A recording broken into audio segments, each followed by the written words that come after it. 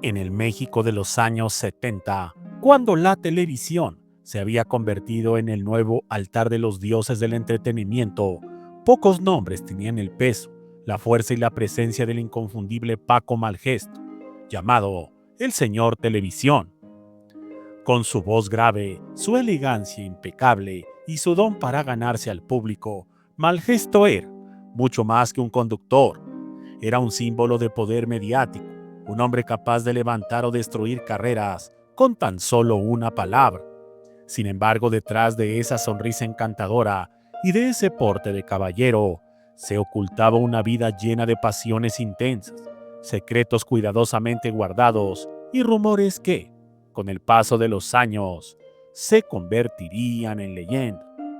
Pero antes de comenzar, quiero manifestarles que el objetivo de este canal es informarles a través de investigaciones en periódicos, revistas, libros e internet sobre la vida y obra, pero sobre todo aquellos aspectos que por algún infortunio padecieron estos grandes de la farándula, los cuales galardonaron el cine y la televisión mexicana. Por tanto, en ningún momento se tiene la intención de difamar o lastimar la imagen de estos grandes. Sin más, comenzamos.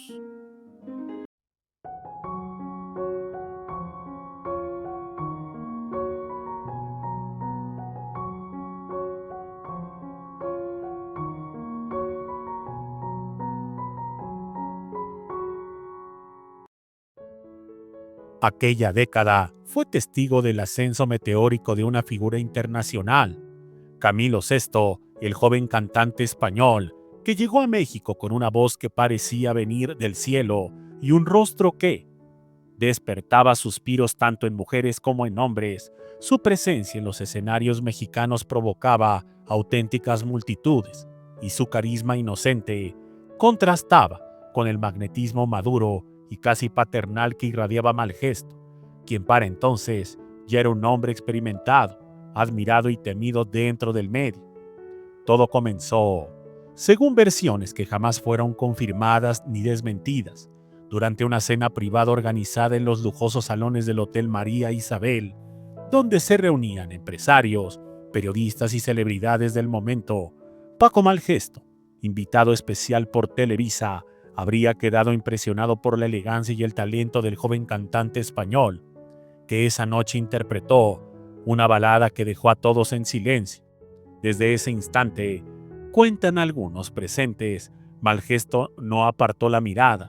Había en él una mezcla de fascinación y respeto, pero también un brillo que, con los años, muchos interpretarían como el inicio de una obsesión silenciosa. Días después, los rumores comenzaron a circular entre pasillos y estudios, que Paco había solicitado personalmente entrevistarlo en su programa, que había movido influencias para mantenerlo más tiempo en México, que incluso se le vio en los camerinos del Teatro Blanquita, entregándole un obsequio envuelto en papel dorado. Nadie sabía qué contenía aquel paquete, pero la prensa de espectáculos pronto comenzó a tejer historias. Según versiones cercanas, el regalo era nada más y nada menos que un automóvil deportivo último modelo, recién importado con placas diplomáticas y tapizado en cuero blanco. Un detalle del admirador, explicaron algunos.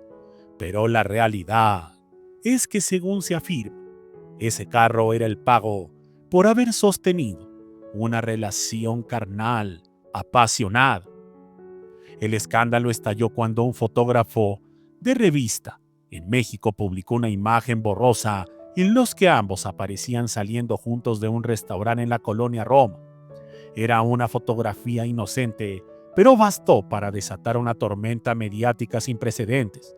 Los titulares hablaban de amistades peligrosas, de favores y de una relación carnal que podía derrumbar ambas reputaciones.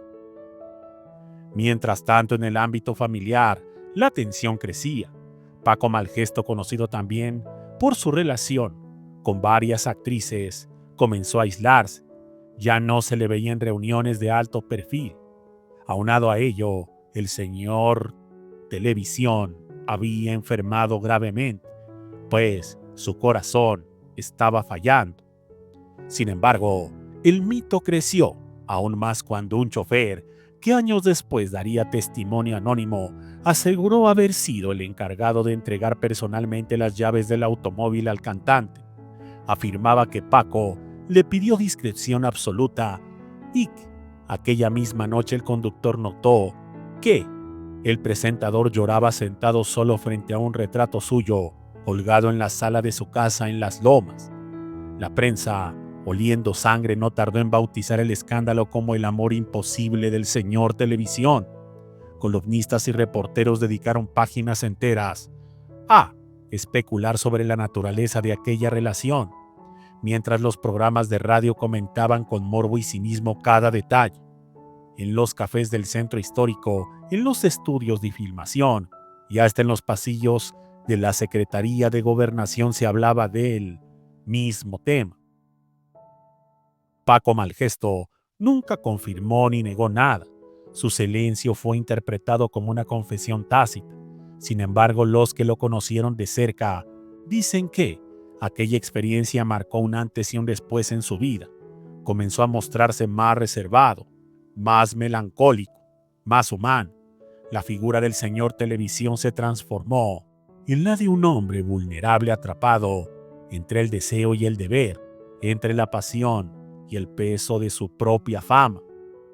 El tiempo pasó y el episodio fue quedado en el olvido, pero los rumores persistieron, reavivándose cada vez que alguien encontraba una fotografía, una carta o un testimonio perdido en las hemerotecas. Algunos afirman que, hasta el último día de su vida, Paco conservó una fotografía autografiada por Camilo, guardada en un cajón junto a su reloj de oro y su libreta de contactos. Otros aseguran que aquel automóvil fue devuelto discretamente a un distribuidor de autos de lujo para evitar más habladurías. Sea cual sea la verdad, lo cierto es que ese episodio quedó grabado como una de las historias más enigmáticas y comentadas de la farándula mexicana. Muchas gracias y hasta la próxima. No dé largas a la gripa. ¡Aprisa! Tome Desenfriol D comprimido descongestionante. 5 medicamentos reunidos en un comprimido que actúa ¡Aprisa! y descongestiona la nariz. ¡Aprisa! Contra los malestares de la gripa. ¡Aprisa! Tome Desenfriol D comprimido descongestionante. Indudablemente, Desenfriol D.